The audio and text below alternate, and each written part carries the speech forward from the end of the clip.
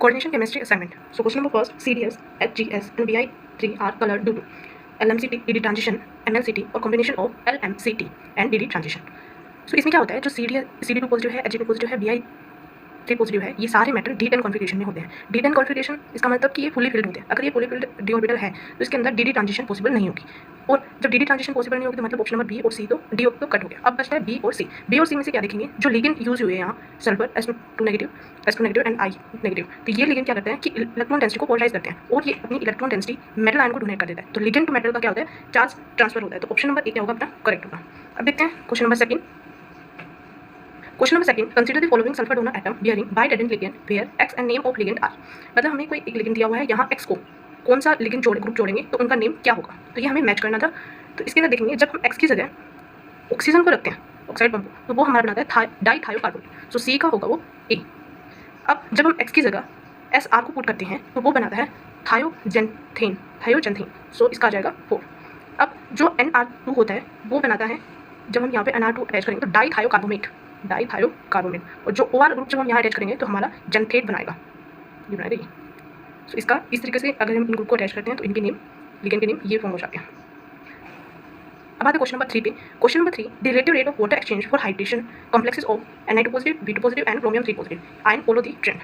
अब इनमें से कौन सा ट्रेंड फॉलो करेगा वाटर एक्सचेंज रेट को, तो वो देखने के लिए अब इनमें क्या होता है कि जब हम वाटर एक्सचेंज कराते हैं हाइड्रेशन के लिए किसी भी कॉम्प्लेक्स का, तो उसमें जो क्लासेस गिवन होती है, देखिए 4 टाइप की क्लासेस होती है, जिसके अंदर क्लास नंबर फर्स्ट में जिसका रेट 10 की पावर 8 होता है, जब हम हाइड्रेशन कराते हैं किसी कॉम्प्लेक्स का जिसका रेट हाईएस्ट होता है उसको क्लास 1 बोला गया है. इसके अंदर कौन से एलिमेंट आते हैं, जैसे एल्कली और एल्कलाइन अर्थ मेटल आते हैं, एक्सेप्ट बेरिलियम 2 पॉजिटिव और मैग्नीशियम 2 पॉजिटिव.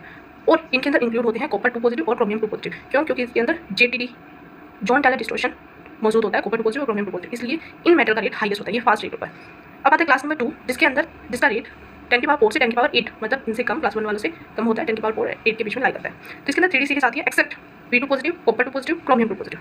इनको छोड़ के बाकी सारे जो +2 ऑक्सीडेशन स्टेट में होते हैं वो 3D सीरीज वो क्लास 2 में आते हैं, जिनका रेट ये होता है. फिर आते हैं क्लास 3 जिसका रेट 10 की पावर 4 से लेस होता है, मतलब 1 से 10 की पावर 4 के बीच में लाई करता है, जैसे कि बेरिलियम 2 पॉजिटिव और एल्यूमिनियम 3 पॉजिटिव और वेनेडियम 2 पॉजिटिव. ये सारे एलिमेंट आते हैं क्लास 3 में.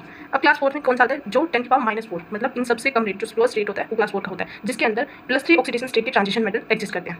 सो अब हमारे पास निकल 2 पॉजिटिव, वेनेडियम 2 पॉजिटिव और क्रोमियम 3 पॉजिटिव है, तो +3 ऑक्सीडेशन स्टेट आता है क्लास 4, यानी उसका सबसे कम रेट होता है, तो सी होगा वो सबसे कम होगा. और फिर आता है हमारे पास vanadium 2 positive. Vanadium 2 positive class 3 में एग्जिस्ट करता है, तो बी आएगा. फिर सबसे फास्ट कौन सा होगा, जो निकल 2 पॉजिटिव होता है वो क्लास 2 में एग्जिस्ट करता है, इसलिए इसका रेट सबसे ज़्यादा होगा, 10 की पावर 4 से 10 की पावर 8, 10 की पावर 4 और 10 की पावर -4, इस रेंज में लाई करता है. तो इसलिए अपना ऑप्शन नंबर ए क्या होगा करेक्ट होगा. Question number 4, for the electronic configuration 1s2 2s2 2p4, two of the possible term symbol are 1s 3p. The remaining term symbol is 1d 1f 3f और 3d. मतलब इनमें से कौन सी remaining term symbol होगी, और दो हमारे पास गिवन है. अब क्या f और d दे रखा है टर्म सिंबल में, तो हमें f के लिए क्या होनी चाहिए, l की वैल्यू 3 होगी. तो l की वैल्यू 3 पॉसिबल नहीं है p में, क्योंकि जब p ऑर्बिटल में इलेक्ट्रॉन जब फिल करते हैं इसका +1 0 -1, जब मैक्सिमम इलेक्ट्रॉन यहाँ फिल करते हैं, यहाँ इलेक्ट्रॉन फिल करते हैं, तो +2 ही, मतलब जो l की वैल्यू हो सकती है वो मैक्सिमम 2 हो सकती है. इसलिए इसका जो सिंबल आएगा वो d में आएगा, मतलब f और ये तो नहीं होगा. अब d 3 में आएगा या 1 में आएगा. अब d तब आ सकता है जब 2 इलेक्ट्रॉन इसमें फिल हो और 2 इलेक्ट्रॉन 0 मैग्नेटिक फील्ड में ऑर्बिटल में फिल हो. तो इसलिए ये कॉन्फिगरेशन पॉसिबल है. अगर ऐसा होगा तो s क्या होगा, 0 होगा, क्योंकि यहाँ +half -half cancel, +half cancel s0, तो इसकी मल्टीप्लिसिटी क्या हो जाएगी 2s + 1. s की वैल्यू 0 पुट करेंगे तो 1 आ जाएगा, तो 1d इसकी रिमेनिंग टर्म सिंबल होगा. सो ऑप्शन नंबर ए क्या होगा अपना करेक्ट. फिर आते हैं क्वेश्चन नंबर 5 में. क्वेश्चन नंबर 5, एक copper complex having a disordered octahedral geometry so an adsorption band at 625 nanometer. Given spin orbital coupling of the complex is -6 to 5 cm inverse. The mu effective is, अपने को mu effective निकालना है, जिसके अंदर हमें option दिए हुए हैं. सो mu effective का फॉर्मूला होता है mu s, मतलब magnetic field in magnetic moment off spin only into 1 - alpha lambda by delta not. तो यहाँ पे जो पहले हम निकालेंगे कि डेल्टा नॉट की वैल्यू, तो कॉपर 2 पॉजिटिव D9 एग्जिस्ट करता है, तो जब हम इलेक्ट्रॉन कॉन्फिगरेशन फिल करते हैं तो यहाँ एक सिंगल इलेक्ट्रॉन होता है. तो म्यू एस के लिए क्या होगा, n+2, ये फॉर्मूला है मैग्नेटिक फील्ड निकालने का. तो n की वैल्यू हमारे पास 1 है, जब हम 1 पुट करते हैं तो यहाँ म्यू एस की वैल्यू आ जाती है 1.732. अब हमें पता है जो फ्रीक्वेंसी होती है वो इक्वल होती है 1 बाय लैम्डा की. तो हमारे पास यहाँ गिवन है 6 to 5 नैनोमीटर, तो लैम्डा यहाँ पुट करेंगे तो हमारे पास फ्रीक्वेंसी आ गई 16000 सेंटीमीटर इनवर्स.